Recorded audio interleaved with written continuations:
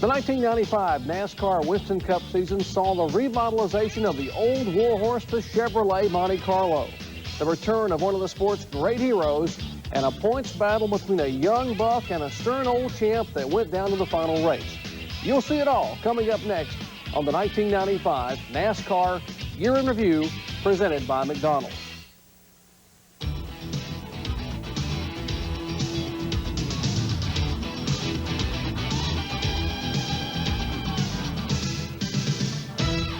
Hello everyone, welcome to our 1995 NASCAR Year in Review, brought to you by McDonald's. I'm Jerry Punch along with my tag team partner Benny Parsons, and we're, how appropriate, right here in the Hendrick Motorsports Museum, home of the 1995 Winston Cup champion Jeff Gordon. And Benny, over the next hour we're going to relive the 1995 season start to finish, from Daytona all the way to Atlanta, and we're going to show you all the highlights, the ups and the downs, and without a question, the big story in 95 was the new Chevy Monte Carlo. Man, you know, from the first time they started racing that car in 1971, it had success, and for over 20 years, it won races. As a matter of fact, won more races than any nameplate in NASCAR history. And when Chevrolet dropped it, they said, why? Well, they saw the wisdom of their ways. They brought the Monte Carlo back in a big way. And we got our first glimpse of the new Monte Carlo in testing at Talladega in January. I guess we've been working on the car now a little over 2 years. You know, Neil Bonnet did the very first test for us up in Michigan a couple of years ago, and we seen then the car had some potential, but there's been a lot of work and a lot of man hours put into it. Meanwhile, in much warmer Daytona, the headline story is the Robert Yates Ford, piloted by Dale Jarrett, by far the fastest Ford in both test sessions at the World Center of Racing. Jarrett is the early favorite to win the pole for the Daytona 500. It's been a lot of fun knowing that you're the fastest, and I know that Robert and Larry haven't done anything that's out of the ordinary or something that we can't do here when we come back. So, you know, the speeds normally are a little bit slower when you come back anyway after the 24-hour and all of that, but I believe we can still handle it. But another story looms over the 28 car, as Ernie Irvan remains a big part of the team. So how does the relationship of Irvan consultant, Dale Jarrett driver, work out? Ernie understands the situation. He wants us to go out and win races.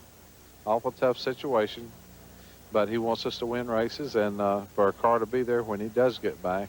Despite Jarrett dominating the top of the speed charts throughout testing and several Monte Carlos being awfully close, it's the Pontiac of Michael Waltrip that surprises everyone with his winter best run of 192.802 miles per hour.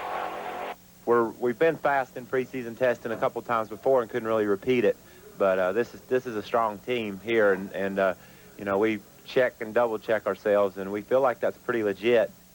Well, Jerry, Michael certainly was a surprise, but when it comes time for qualifying, the guys we expected to be up front, they were. No doubt about it, Benny. Dale Jarrett on the pole, flanked by Dale Earnhardt on the outside front row. And those qualifying races, Earnhardt won his qualifying race, and the 94 Daytona 500 champion Sterling Marlin won his race. Now, what's that tell you? Well, there was some concern about the Monte Carlo that it might not do good at Daytona and Talladega. They thought it'd be great at Charlotte and Atlanta, but Daytona and Talladega, maybe not so well. Wrong. Wrong. And come race day, everyone said it's going to be the Dale and Dale show, as Jarrett and Earnhardt led the field down for the green flag. It's Dale Earnhardt who storms out to take the early lead as Jarrett slips back. But then after just a handful of laps, the rain starts to fall, and the race is red flagged for the next hour and 40 minutes, giving some a chance to catch a little rest. When the race resumes, things look great for Jeff Gordon as he holds the point until lap 98. This Todd Bodine spin brings out the 7th caution of the afternoon. When the leaders pit, the jack falls on the 24 car, damaging the left front fender, which knocks Gordon and the DuPont team out of contention. It's also a frustrating day for Rusty Wallace. On lap 160, Randy LaJoie wrecks on the backstretch. And then as the yellow flag starts to fly and cars start to slow, Rusty gets tangled up with Bobby Hamilton. His afternoon is over with yet another disappointing Daytona 500 finish. This time he comes home 34th. I can't believe it. I mean, a caution flag's out. We're coming to the caution flag, and the guy never lifts and is wide open crashing in there. I mean, what's this, 4 in a row? Probably about 7 or 8, it seems like. But every time I come here, I got a good car, and some idiot runs over me. Dale Earnhardt takes over the lead after a round of pit stops and keeps it for the next 17 circuits. But quickly, Marlin shoots by Earnhardt, entering turn 3 with 19 laps to go. As Earnhardt starts to backpedal, dropping all the way back to 4th. But then with 11 laps left, Bobby Labonte, running 5th at the time, spins between turns 1 and 2, bringing out the final caution. And while the rest of the leaders stay on the track, Earnhardt gambles. He will come down pit road for 4 new tires and gas. The stop puts Earnhardt in 14th with only 10 laps left, and suddenly the charge is on. After 1 lap, the Intimidator cuts the field in half as he makes it all the way to 7th. 2 laps later, he picks off 4th. Then he knocks off Dale Jarrett for 3rd with 5 to go, and Mark Martin with 3 to go. But that's where the charge ends, as Earnhardt, new tires and all, cannot catch Sterling Marlin, who goes on to win the Daytona 500, becoming only the 3rd driver to ever win the race back-to-back. I ain't never won the Daytona 500. And you still ain't. I ain't going to Disney World either. He was strong, wasn't he? Yeah, if I'd had a little help, I could have rattled him. I was better than he was through the corners, but he was better than I was down the straightaway. We put a little extra tape on there and got to run a little warm. But Hey, it's the Daytona 500. I ain't supposed to win the damn thing, right? hey, how in the world did you come back from, where'd you start, about 12th on that restart? I don't know, 15th or so. Bus clashing it. You know, about 8 laps ago, he said he's coming hard, and I looked in the mirror about 5 to go, and here he was. So just hung on to it and made it here. Well, Benny, Sterling made it there 2 years in a row. That's pretty hard to do. Well, you know, Dale Earnhardt has never won the Daytona 500. What does that tell you? 1 race down, 30 to go. We'll be right back. Stay with us. McDonald's 1995 NASCAR Year in Review is presented by McDonald's. Have you had your break today?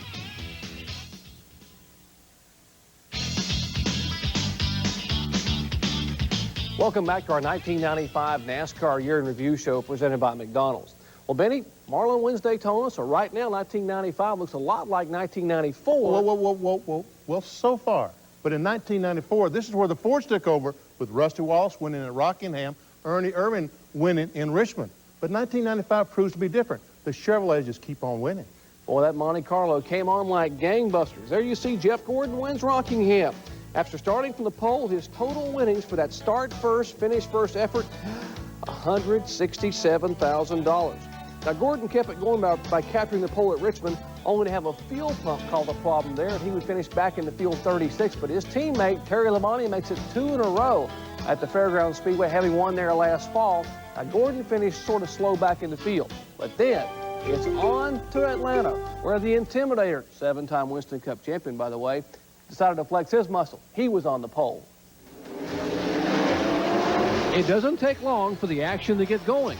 Before Mike Wallace even takes the green flag, he gets tagged, popping the inside retaining wall, making for a very short afternoon. Jeff Gordon shows early on he has the car to beat. After battling with Earnhardt for several laps, Gordon takes the lead outright on lap 63 and puts a clamp on the top spot for 250 of the next 266 laps. After dominating the day, he holds off a late challenge from Bobby Labonte to pick up his second win in 1995. This thing was on the rail. Bobby gave me a little bit of, he got me pretty nervous there at the end of the race. But, you know, we came here to Atlanta with the same car that we raced in Rockingham. It's an awesome car. Man, we might have to take this thing everywhere. And the youngster Gordon just keeps the ball rolling, capturing his 3rd Busch pole in 5 races, this time with a newly paved super fast Darlington. Flagman Doyle Ford brings out the caution a record 15 times. 29 of the 42 starters are either involved in a crash or a spin, pole sitter Gordon included. He gets taken out on lap 200 after leading 160 of the first 190 laps. He would finish a distant 32nd. From there, the race is decided between Sterling Marlin and Dale Earnhardt. Sterling takes the lead with 12 laps left and goes on to collect his first win outside of Daytona in the Trans-South 400.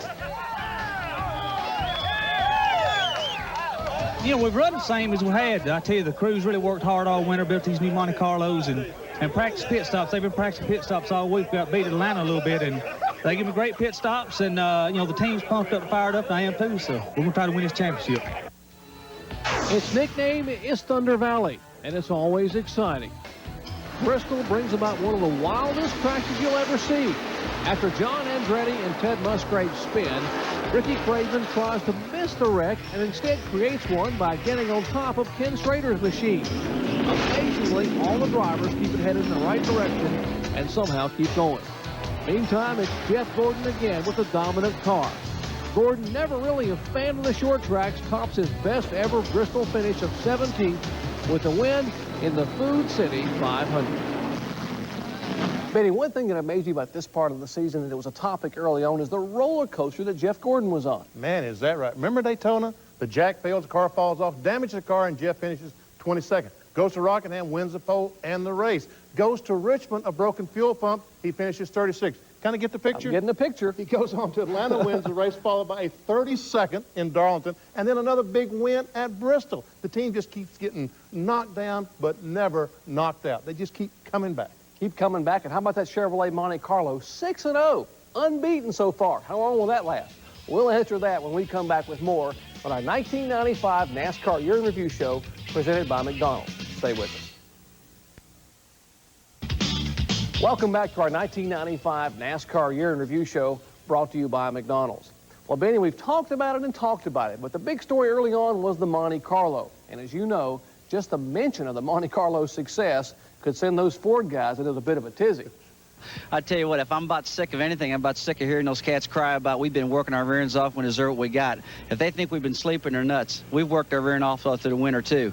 And I thought, if I remember correctly, the Chevrolet won the inaugural Brickyard 400. I remember Dale winning Talladega. I remember all these Chevrolets winning. And, you know, and now they got a car that's so lopsided it's unreal. And when you get take a little away from them, now they're whining and complaining like hell. And I'm just going to go out there and live with the rules. But I tell you what, if I had a golden spoon jammed up my rear end like those Chevrolets got right now, I'd be guarding what they got too. And I'm about sick of all the crying they're doing. Well, Benny, Rusty, a little more than just mildly upset there. Well, Jerry, it's 6 races into the season, and they haven't won yet. It's understandable they'd be upset. But we've just begun the short track season. Now, if the Chevrolet Monte Carlo has an aerodynamic advantage, it's certainly not going to help them at racetracks like North Wilkesboro and Martinsville. Still, the Monte Carlo continues to dominate at North Wilkesboro as Gordon and Dale Earnhardt run away with the show, exchanging the lead several times. A battle with a flu bug combined with the springtime heat proves to be too much for Kyle Petty. After 390 tough laps, Kyle is forced from his Coors Light Pontiac with complete exhaustion. Kyle is pulled from his car after a great effort. But it's Dale Earnhardt who runs away with a relatively incident-free event as he dodges only 3 caution flags and the North Wilkesboro heat to collect his first win of the season, 13.5 seconds ahead of Jeff Gordon, making the new Monte Carlo 7-0 in 1995. Everything worked great, so I thank, you know, Good Ranch and Richard Childers, Spinny, Andy, all the guys at the shop. They did a great job. So finally got to victory lane. We've been close all year long. We finally got to victory lane. The 7-time champ doesn't find back-to-back success at Martinsville. He, Morgan Shepherd, and Terry Labonte, whose car almost flips over, get caught up in an early accident on lap 5. Rusty Wallace has the dominant car for most of the afternoon, but in the late stages, Ted Musgrave has the fastest car on the track after starting 32nd. Musgrave tracks down Wallace. On lap 341, this Greg Sachs spin proves to be the turning point. As Wallace goes low, Musgrave decides to go high. Both avoid the accident, but Musgrave loses some valuable ground which he would never make up. The Haynes 500 is called due to darkness after several rain delays and only 356 laps. Rusty Wallace picks up his first victory of the season and the first for Ford, breaking Chevrolet's 7-race chokehold on victory lane. The Fords go for 2 in a row at Talladega, but Dale Earnhardt has his Chevy in front and seemingly in control. But on the white flag lap, Mark Martin shoots to the inside of Earnhardt with the help of Chevy driver Jeff Gordon. Then between turns 1 and 2, Morgan Shepherd and Dick Trickle try to get by Earnhardt, but the aerodynamic push isn't enough. As Shepherd gets loose, he tags Earnhardt, sending him into the wall. Earnhardt will finish 21st on the day. Then Mark Martin wins the race back to the line. Gordon finishes second.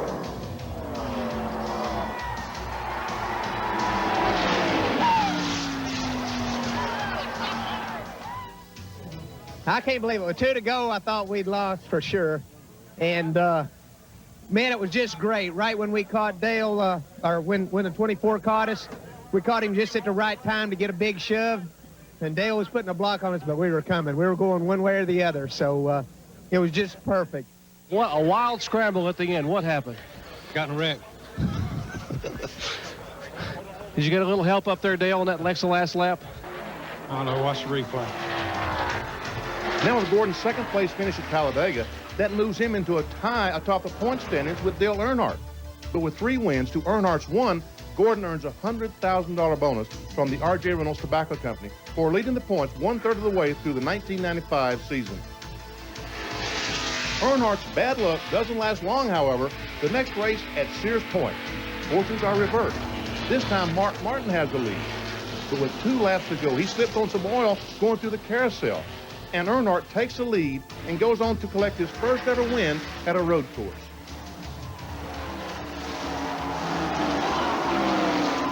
And Jerry, that was an important goal for Dale Earnhardt. His 3 main goals in 1995: win a Daytona 500, win his 8th championship, and win on a road course. That certainly was a happy bunch of guys when they left Sears Point. And Benny, coming up next, Earnhardt's kind of race, the Winston Select, NASCAR's All-Star race. Time in the seat, tie to pedal down. That's coming up after the break, as well as some help for the Fords on its way. We'll be back. Welcome back, everyone, to our 1995 NASCAR Year in Review presented by McDonald's.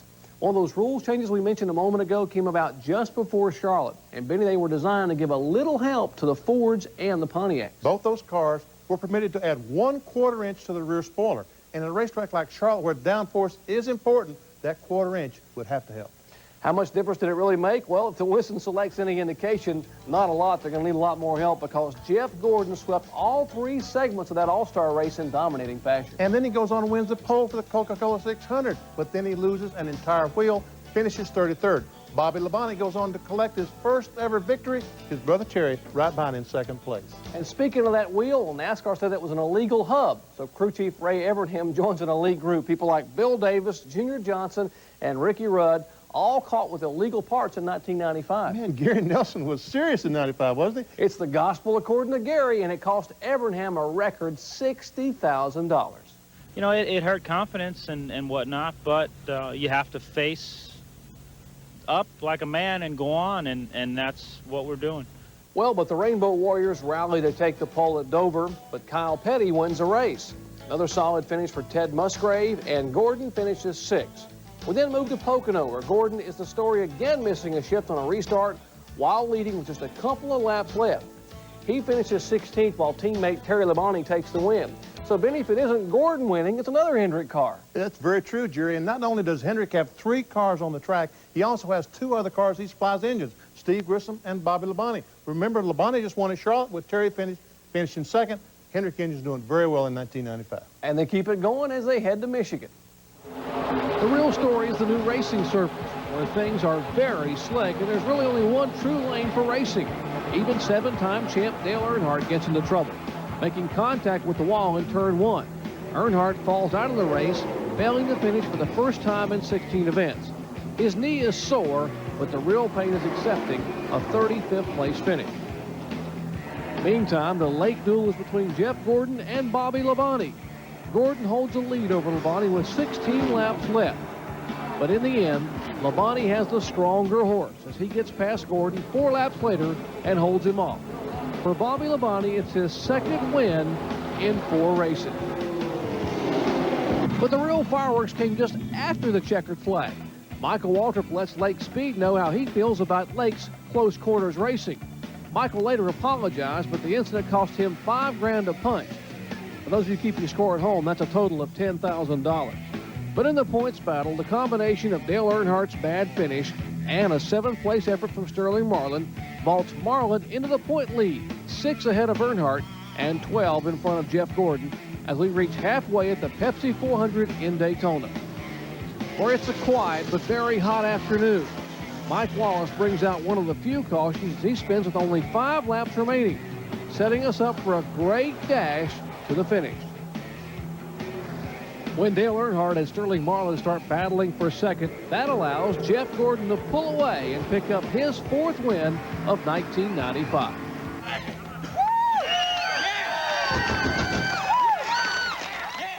You know, we had a great pit stop. We lost this thing in the pits here in February, and my guys know it, but they're strong. They fought back, and they won this one for us in the pits. They got us out there first. I said, all you have to do is get me out first, and we can hold them off. I didn't want to see that caution because Earnhardt's the best there is on restarts, and luckily him and Sterling were battling back there, and we come across the finish first, man. It was awesome. Well, there's that youngster Gordon in victory lane again, Benny. What a first half of the year he had. We'll see how he does in the second half of the season. When we come back, we'll kick it off at New Hampshire.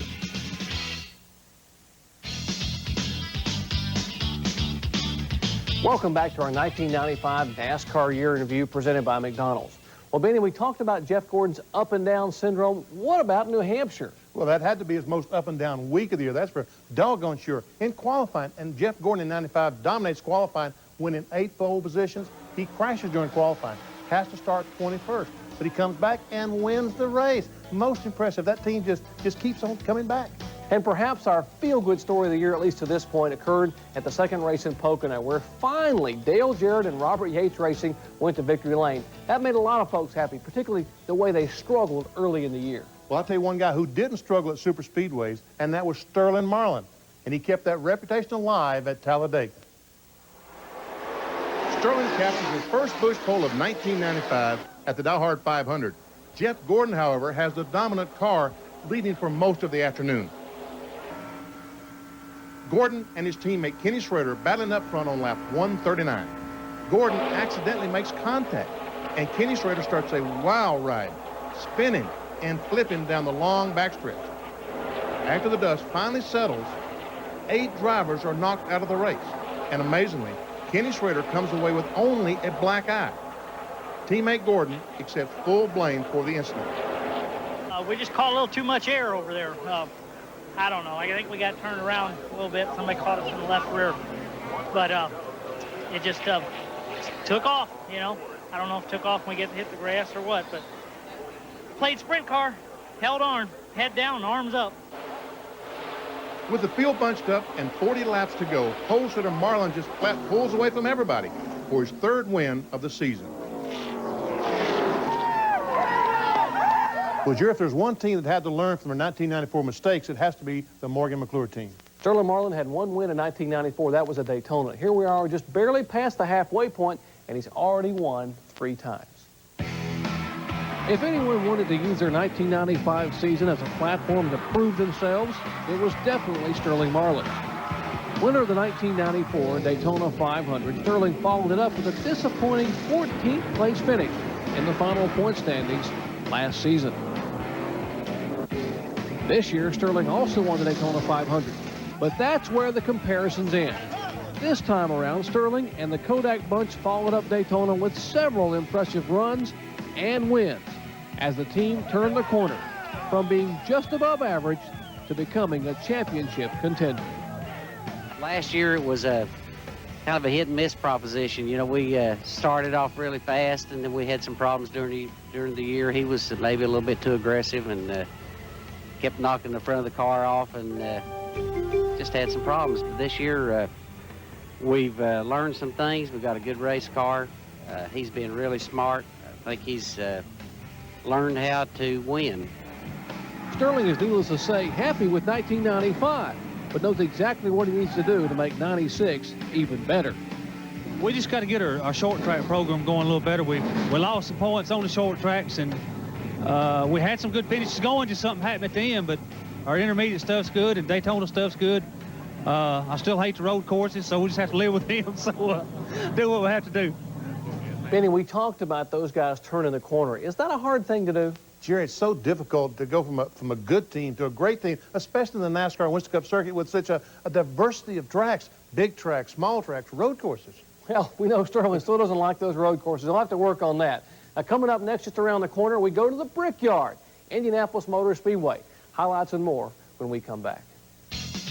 McDonald's 1995 NASCAR Year in Review is presented by McDonald's. Have you had your break today? Buy Quaker Steak, the intelligent oil for longer engine life. And by the NASCAR Story, To order, call 800-71-NASCAR. Welcome back, everyone, to our 1995 NASCAR Year in Review presented by McDonald's. Well, Benny, next on the docket, the Brickyard 400. But unfortunately, Mother Nature had us all keeping our fingers crossed. Rain was the biggest problem at the Brickyard. After a delay of almost 4 hours, the green flag falls at 4:25 in the afternoon, with hometown boy Jeff Gordon starting from the pole. Bill Elliott, Rusty Wallace, and Dale Earnhardt all share the top spot in the early going. With 132 of 160 laps complete, Jeff Burton brings out the first caution as his Ray Bestis machine spins right in front of Wallace, but avoids any contact. Dale Earnhardt wins the race off pit road with Wallace close behind, and just 27 laps remain. In the closing laps, Dale Jarrett has the fastest car, moving up to third. But that's where everybody holds their positions as Dale Earnhardt wins the second annual Brickyard 400. I was better out front than I was behind, and when I got behind, it was push, and it just wouldn't go as good. I go out front, and it was real good. I could go better out front, so that's the place I wanted to be. We beat them out of pits there, on that green flag stop, and into caution, we had track position.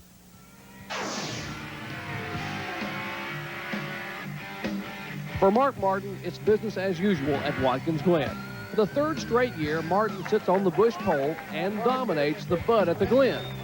Thanks to some fuel strategy, however, Martin's former teammate, Wally Dallenbach, in a one-race deal with the Bill Davis Racing Team, is poised to pull off a huge upset, opening up a big lead.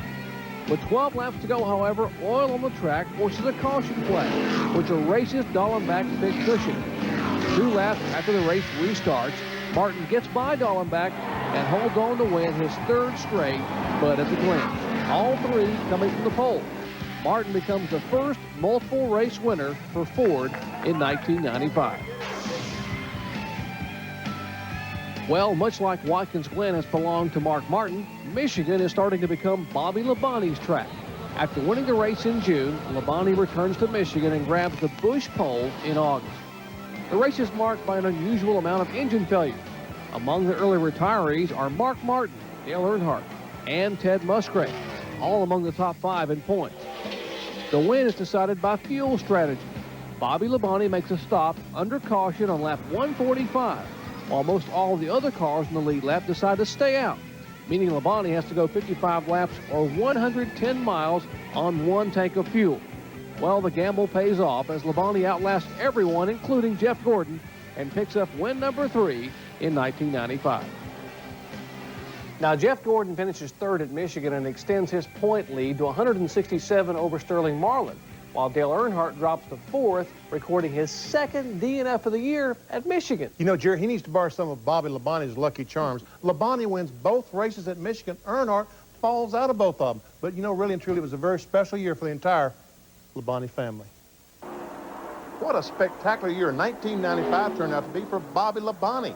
One of 2 first-time winners this season, Labonte chalked up 3 trips to victory lane, including his Michigan sweep.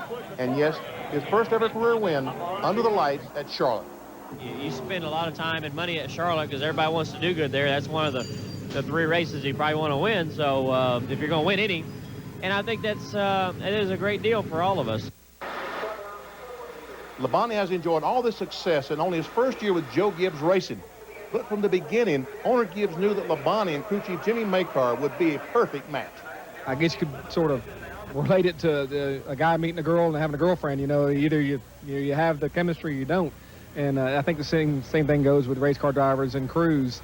Either you click or you don't click. And it seems that Bobby's fit right in with us. Everybody's gotten along with him. All the guys in the shop like him. You know, he's fit in just like he's always been here. He's belonged here.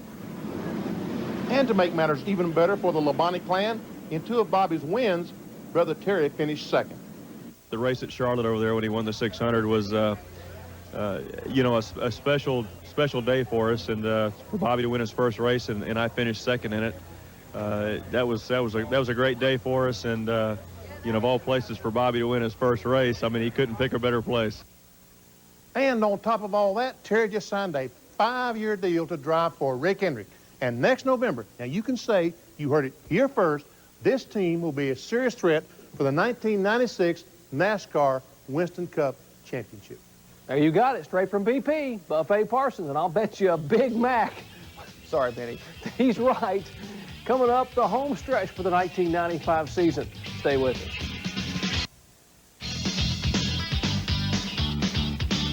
Welcome back, everyone, to our 1995 NASCAR Year in Review presented by McDonald's. Well, Benny, you know, when we get to Bristol and Darlington, we're on the back half of the season. And this is such an important time of the year. From here out, this is where championships are won and sometimes lost.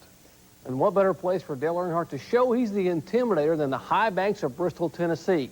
That's where he wanted to start putting some pressure on the youngster. Dale Earnhardt applies some early heat to Rusty Wallace. Lap 31, Earnhardt tries to go underneath Wallace, and the Miller Genuine Draft Ford winds up in the wall. Wallace calls foul. Earnhardt chalks it up to short track racing. But NASCAR officials agree with Wallace as they black flag Earnhardt, sending him to the back of the pack. Everything else is typical Bristol. 15 cautions resulting in 106 laps under yellow and plenty of wrinkled race cars by night's end. Up front, there are some surprises. Jeremy Mayfield leads for a good while, along with Lake Speed and Derek Cope. After making his way from the back to the front, Dale Earnhardt suffers another setback. On a restart, he tags Derek Cope when he misses a shift. With front-end damage, Earnhardt has to make several stops for repairs, setting him far behind the leaders once again. Meanwhile, it appears Terry Labonte would run away with his third victory of the season. But here comes Old Ironhead, mowing down the field on his way to the front, this time on fresher tires, and with 12 laps left to catch leader Labonte after passing second place Dale Jarrett. White flag. Earnhardt closes in a hurry.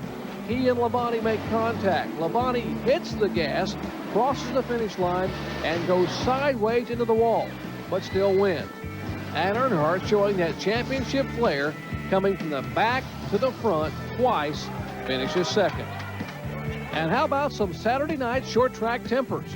Rusty Wallace, still mad at Dale Earnhardt for their lap 31 tussle, lets Ironhead know about it. After a few heated words, both drivers cool down, take a few days off, and apologize to each other the following week at Darlington. Which leads us right to the track too tough to tame, Darlington Raceway, for the Mountain Dew Southern 500, where John Andretti leads a NASCAR Winston Cup field to the green flag for the first time in his career. This time, no hard feelings between Dale Earnhardt and Rusty Wallace as they treat the sellout crowd to some great racing, battling for the lead. Points leader Jeff Gordon brings out caution number 4 on lap 136. He spins and triggers a multi-car accident that includes Jeremy Mayfield, Ricky Rudd, and Jeff Burton. Gordon comes away with minimal damage. But the young Gordon shows some great patience as he fights his way back to the front, biding his time, eventually passing Hut Strickland to take the lead for good with 34 laps to go, and holding off the best veterans in the business in the form of Dale Earnhardt, who finishes second, and Rusty Wallace, who comes home third. Jeff Gordon makes a statement by winning the Southern 500, not to mention taking a big step towards his first NASCAR Winston Cup championship. I tell you, this team was championship caliber today, that's for sure. We had to come back from a lot of things. We had to fight. I've never really been in a battle with Earnhardt and Rusty and them towards the end, and that was a great accomplishment for me and this team. But, the car was not that good at the beginning of the race, and, man, they just kept working. We were a championship caliber team today, and I'm real proud of this DuPont Chevrolet. Jeff Gordon said it right. They were a championship team. This was a big race for them. They fought, they struggled, and won one of the toughest races of the year. But look who finished second and third, Benny. I mean, Earnhardt finishes second. He's putting on the pressure. And Rusty Wallace, that typical late-season tear, he finishes third. Follows up Darlington with a win at Richmond the next week. Of course, Richmond wasn't very good for Sterling Marlin. He recorded his first DNF of the year and probably took himself out of the points title contention. And at Dover, Gordon dominates, winning his 7th race of the year. But look at the point standings. Now Jeff Gordon has the biggest points lead anybody's had all year, 309 points. But Earnhardt's foaming at the mouth. He's waiting for that late season charge. We'll have that charge as well as the incredible return of Ernie Irvan when we come back with more of the 1995 NASCAR Year in Review. Stay with us.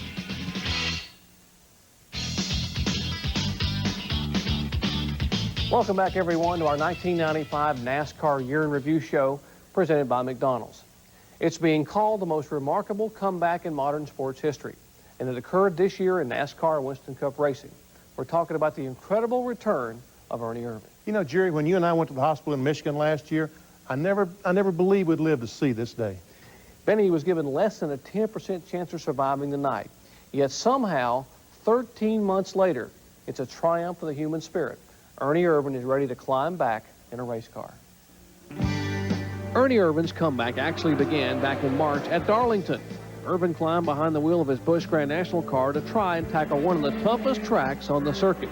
And as the 1995 NASCAR Winston Cup season progressed, so did Ernie, testing and improving at an amazing clip, waiting patiently until Ernie cleared his final hurdle, getting medical clearance from both his doctors and NASCAR to race once again. Here's the big news.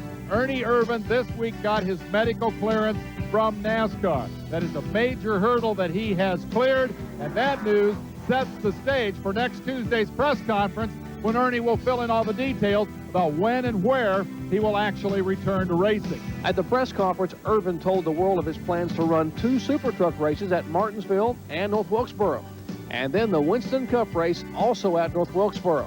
But Mother Nature stepped in and halted Ernie's plans. Rain washed out Super Truck qualifying in Martinsville.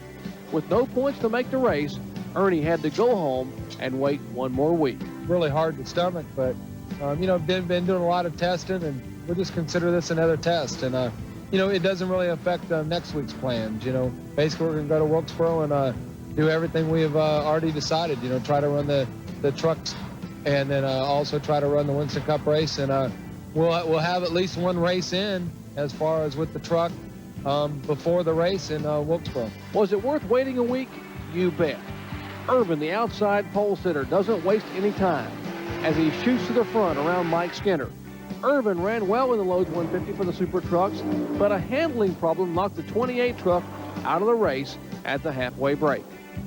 In the Winston Cup race the following day, Ernie looked just as strong, leading a handful of laps and eventually finishing 6th. In fact, Ernie looked good everywhere he went, leading for a good while at Phoenix and turning in a strong performance in the final race of the season at Atlanta, running 2nd in the late stages only to have fuel mileage be a factor, forcing him back to 7th after a splash-and-go stop late in the race. The Atlanta race gave Irvan the final test he wanted on his physical condition and told him what he needs to do to get ready for 1996. You know, it's just a matter of going to work even harder during the winter and, you know, get in better shape. And you just can't get in enough shape as far as because you can't do what you can do in the race car. Unfortunately, Benny, Ernie Irvan never got to experience Dale Earnhardt's patented late-season charge last year. But Jeff Gordon, Jerry, this year got the full brunt of it. Like a call to arms, the Earnhardt charge started at Martinsville. Earnhardt drove most of the race with his right arm propped up on the roll cage, seemingly toying with the field. And he pretty much was. As he runs away with the show, Gordon finishes 7th. Earnhart picks up 34 points. We've had some bad luck this year, and we should be up there battling Jeff a little closer in the points, but we just had a pretty tough year, but these wins helps out, and we'll give it all we got. We ain't give up yet, but it's still a short time to do it. Then at North Wilkesboro, Earnhardt nor Gordon have anything for race winner Mark Martin, but Gordon finishes 3rd, Earnhardt 9th, and Gordon gets back 27 points. Then at Charlotte, Earnhardt has to take a provisional just to make the field, but despite starting last, he finishes 2nd and trims another 97 points after Gordon has drivetrain trouble. At Rockingham, Earnhardt finishes 7th, Gordon 20th, Earnhardt picks up 43 points. And at Phoenix, Earnhardt winds up 3rd, but only gains 15 points with Gordon's 5th place finish. Over the 5-week stretch, Earnhardt picks up 162 points on Gordon, but still trails by 147 heading to Atlanta. There's still a few little things that we got to take care of in Atlanta, but, you know, this sure does make us feel a whole lot better about going into Atlanta, knowing that, you know, we just got to finish like 40th or better. And we're not going to go there with that plan in mind, but I guarantee you when 2 cars fall out, and as long as it's not one of us, that's going to be a lot of celebrating, and we're going to go there and hopefully try to win that race. And, Jerry, that sets up the scenario. All Gordon has to do is finish 41st or better, or lead at least 1 lap in Atlanta, and the title will be his. I tell you what truly amazes me, Benny, is that this young man maintained his poise, his composure, and week after week, Earnhardt just clicked him off, point after point, making that late season charge, and he never lost it. And he's only been on the circuit 3 years. But the amazing thing is, he's only 24 years old. 24, I mean, I got shoes older than 24. So do I. I mean, his first year he goes from pretender to contender, rookie of the year. And his third year he goes from contender to champion. What a career. In 1995, Jeff Gordon certainly has to be the driver of the year. Well, when we come back, we'll take a look at the season finale and see our champion crowned at Atlanta Motor Speedway. Stay tuned as our 1995 NASCAR Year in Review show presented by McDonald's continues after this. McDonald's 1995 NASCAR Year in Review is presented by McDonald's. Have you had your break today? Welcome back, folks, to our 1995 NASCAR Season in Review show presented by McDonald's. And here it is, 30 races down, 1 to go. All Jeff Gordon has to do is either lead a lap or don't finish last. Darrell Waltrip surprises everyone by capturing his first Busch pole in over 2 years for the Napa 500. Lap 61, leader Sterling Marlin pulls into the pits during green flag stop. And second place man Jeff Gordon inherits a lead, giving him 5 bonus points, but more importantly, clinching the 1995 NASCAR Winston Cup Championship. But the dominant car all afternoon is Dale Earnhardt, even though Gordon later developed handling troubles and finished 34th, 14 laps down. Earnhardt's commanding performance, in which he led 268 of 328 laps, wasn't enough, as Earnhardt wins the battle, but Jeff Gordon wins the war. You know, I got to congratulate Rick Hendricks and all his team. They did a great job. He's due a championship, Rick is. He's been in a long time. I tested for him when he first started building cars, so I sort of feel good for him. And, you know, our teams are the best. Goodrich Service and RCR, they done it again. Old race car was good today. Well, Benny, as the checkered flag flew on the final race of the year at Atlanta, we knew what had to happen. Dale Earnhardt did what he had to do. He dominated the race, led the most laps, and won it, but came up 34 points short. Well, when Jeff Gordon led lap 61, that meant the championship was his, regardless what else happened. Well, the final point standings, the top 10, Gordon wins it. Earnhardt finishes second. Take a look, Sterling Marlin, a good late season charge, brings him back to third spot. And Mark Martin had a terrible run in Atlanta. He finishes fourth. Rusty Wallace is fifth. Terry Labonte, very consistent. He's in sixth. Ted Musgrave ran so good earlier on in the season. He fell back at the end. He finishes seventh. And Bill Elliott, an eighth-place finish in the points. Ricky Rudd maintains a 13-year consecutive winning streak with that late season win at Phoenix. And what about Bobby Labonte? His first year with Joe Gibbs Racing picks up 3 wins, Charlotte and both the Michigans. Watch for them to be strong in 1996. And of course, 1995 was a fairy tale season for one 24-year-old Vallejo, California driver. Jeff Gordon becomes the second youngest Winston Cup champion ever in the history of the sport. For a young man who's accomplished so much in such a short period of time, it was an emotional day. The Winston Cup championship is just the ultimate thing, and now here I am achieving that, and it's too good to be true, but I know it's reality, it's happening, but it's like there are no words to describe what it feels like to be able to achieve this goal. It's unbelievable. Although there were numerous peaks to the season, there were also corresponding valleys. The broken parts, the spins, the crashes, and the endless afternoons with ill-handling race cars. When it was all said and done, it was not so much how they did it, but who they had to beat to get there. They beat the best. It couldn't have been any sweeter than to race Dale Earnhardt for a championship. I mean, you know, he's the greatest Winston Cup driver out there. I think the greatest driver I'll ever race against. And you know, to be able to, you know, keep him from winning his 8th championship, it makes it a lot more special. And I don't mean that in a negative way. I really mean that in a very, very positive way. There may be many wins and numerous championships to come, but this one will always be special. Not just to Gordon, but to those who raced and to the millions who watched this young man become a champion. I never, ever would have guessed in a million years I'd be, I mean, even my whole career, I mean, I could be 40 years old, winning my first Winston Cup championship, racing Winston Cup for 20 years, and I would be saying, this is the greatest, you know? And so here it is 3 years, and I don't know what to do. I mean, I don't know what to do next, you know? But it's something that we're going to enjoy right now, and something that's great to think about for the rest of the year.